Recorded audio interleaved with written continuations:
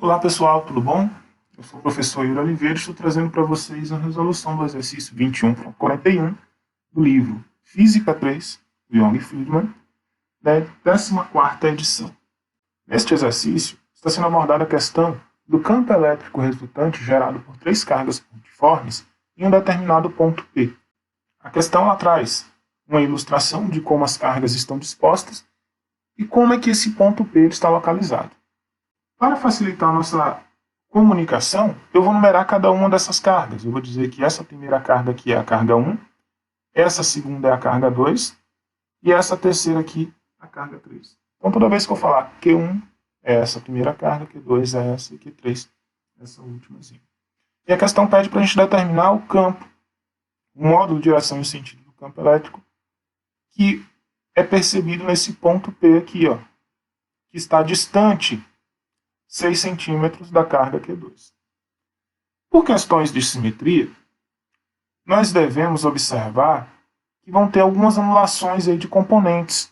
Como nós já estudamos, as linhas de campo que representam o campo elétrico gerado por cargas negativas são linhas que entram na carga, enquanto que as linhas de campo que representam o campo gerado por cargas positivas são linhas que saem dessa carga geradora do campo elétrico. Essa questão aqui, todas as três cargas elas são negativas. Então temos linhas de campo na diagonal, que vai do ponto P até a carga Q3, uma outra linha diagonal que sai do ponto P até a carga Q1, e uma linha horizontal que representa a linha de campo gerada pela carga Q2.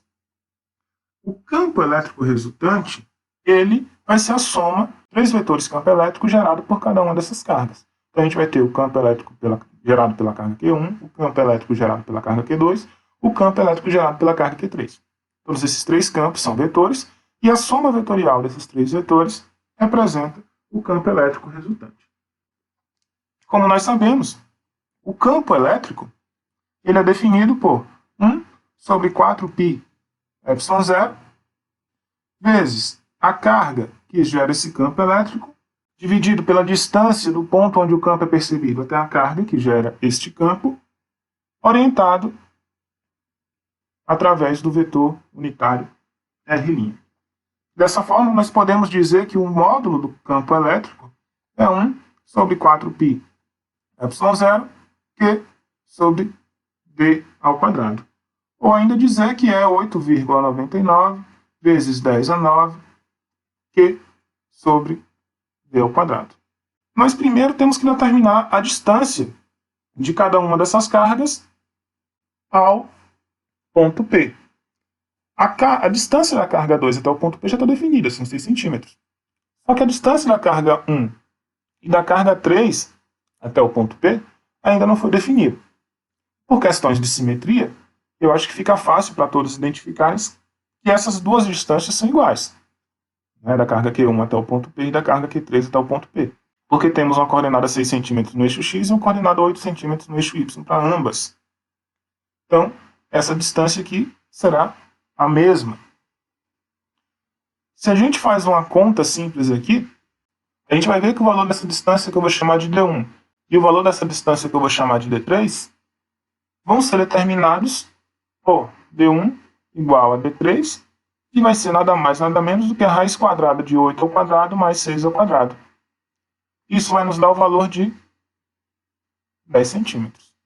Como nós estamos trabalhando com Coulomb, e o nosso resultado vai ser expresso em newtons por Coulomb, nós vamos transformar essas distâncias para metros. Então vai ficar 0,1 metro. Então a distância da carga Q1 até o ponto P e a distância da carga Q3 até o ponto P é de 0,1 metro, ou 10 centímetros. Feito isso, o que é que nós vamos fazer? Nós vamos determinar cada uma das componentes desses campos. Só que o que é interessante é a gente observar que a componente Y do campo gerado pela carga Q1 vai se anular com a componente Y gerada com a componente Y do campo gerado pela carga Q3. Se a gente imagina que essas linhas verdes aí representam as linhas de campo elétrico, eles vão estar orientados no sentido da carga, porque é uma força, é um campo de atração. Então, se a gente observa, a gente vai ter uma componente Y negativa aqui uma componente x negativa aqui. Isso para o campo gerado pela partícula 3. No caso da partícula 1, a gente vai ter uma componente y positiva e um componente x também negativo. Como as distâncias são as mesmas, a intensidade das cargas são as mesmas, essas duas componentes elas possuem valores idênticos. Como elas possuem sentido contrário, elas vão se anular. Então eu não vou me preocupar em calcular as componentes y desses campos elétricos, porque eu sei que elas irão se anular. Além disso, o campo elétrico gerado pela carga 2, ele não tem nenhuma componente em y, só a componente em x. Então, de cara, a gente já mata a necessidade de ter que calcular as componentes y de qualquer um desses campos elétricos. Vamos trabalhar apenas com as componentes x. Feito isso, nós temos que organizar nosso esquema de resolução e determinar o valor das componentes de cada um desses campos. Lembrando sempre que a componente x do campo elétrico gerado pela carga Q1 vai ter a mesma intensidade da componente x gerada pela carga Q3. E ela vai ser determinada por quem? Vai ser o módulo do meu campo elétrico, que pode ser o E1 ou o E3, eles são idênticos, vezes o cosseno do ângulo que orienta esse vetor campo elétrico aqui, com relação ao eixo x. Se a gente observa a figura formada aqui, tanto para a carga Q1 quanto para a carga Q3, nós vamos observar um triângulo retângulo.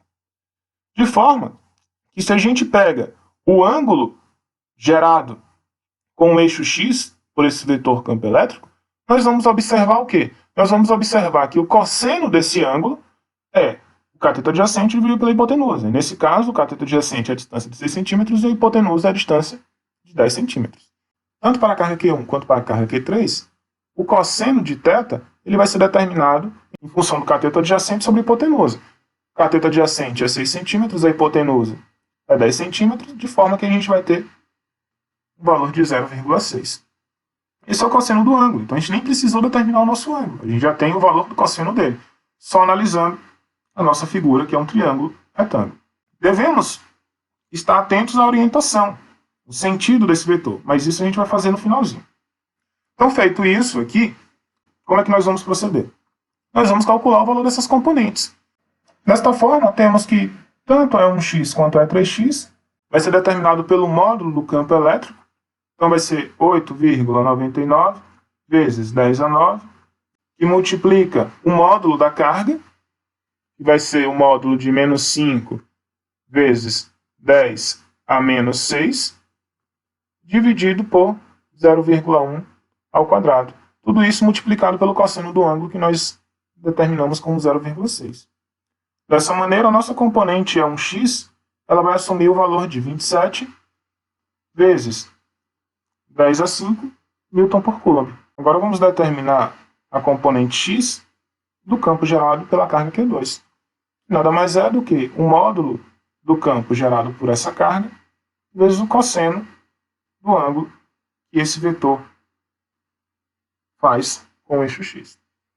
Como no caso da partícula Q2, nós temos uma orientação definida somente sobre o eixo x, esse ângulo aqui, por se tratar de um módulo, ele pode ser tratado como 0 graus. E o cosseno de 0 graus vai ser 1. Lembrando que a gente está fazendo isso porque é um módulo, tá? Considerando o módulo.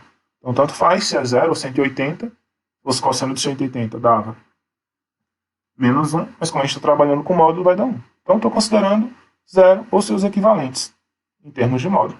Substituindo os valores aqui, a gente vai ter que E2x vai ser 8,99 vezes 10 a 9, que vai multiplicar o módulo da carga, menos 2, vezes 10 a menos 6, dividido pela distância ao quadrado. Nesse caso, a distância é 0,06, porque representa os 6 centímetros.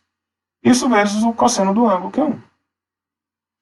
Com isso, nós temos que a nossa componente x do campo gerado pela carga Q2 vai ser 49,9 vezes 10 a 5 Newton por Coulomb. Para que a gente obtenha o nosso campo elétrico total sobre o ponto P, O que nós precisamos fazer? Nós precisamos somar os vetores campo elétrico gerado por todas essas partículas. Então, nosso campo elétrico total ele vai ser E1 mais E2 mais E3. Como eu já discuti no início com vocês, a componente Y do E1 ela anula a componente Y do E3. Então, no final das contas, nós teremos somente as componentes X. E todas elas estarão orientadas no sentido X negativo. Então, o que eu vou fazer? Eu já vou colocar um menos aqui em evidência, porque está representando a direção X negativa. Isso daqui vai ser E1x mais E2x mais E3x. Isso aqui é orientado na direção X. Esse é o valor do nosso vetor campo elétrico total. Feita essa soma aqui, a gente vai substituir os valores. Então vai ficar menos 2 vezes o valor de E1x, porque E1x e E3x tem o mesmo valor. Então 2 vezes 27 vezes 10 a 5, mais 49,9 vezes 10 a 5. Isso orientado na direção X.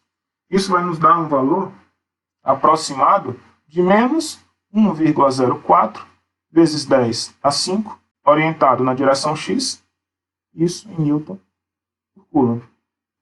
Desta maneira, nós temos o módulo, a direção e o sentido no nosso campo elétrico total, gerado por essas 3 cargas sobre o ponto P. Com isso, finalizamos a resolução do nosso exercício. Espero que vocês tenham gostado e até o próximo vídeo. Obrigado.